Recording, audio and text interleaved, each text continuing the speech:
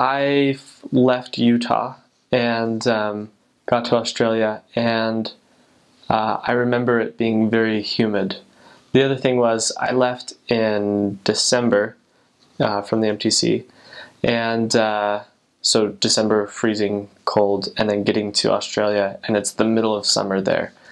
I also remember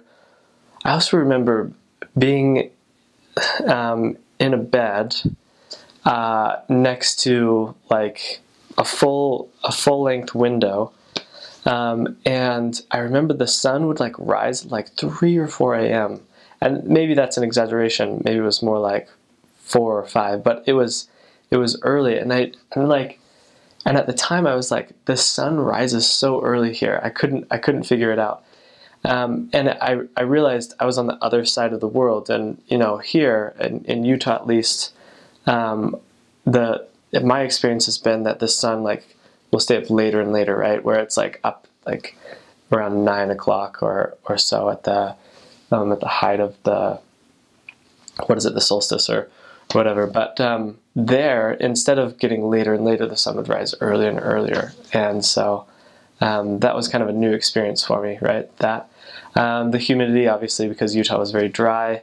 I also remember going to our first investigator's house, or my trainer had been in the area before I had, so he was not new to the area. We hadn't what they call whitewashed into the area.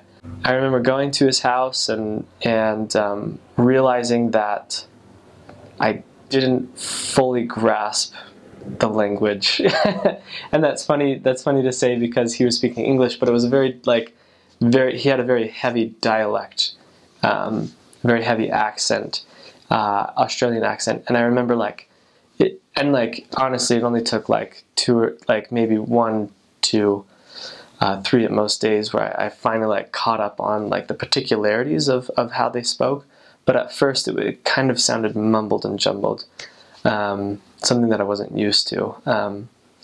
But yeah, I would say I didn't speak a foreign language, but there were definitely some foreign pronunciations or small words that I was not familiar with.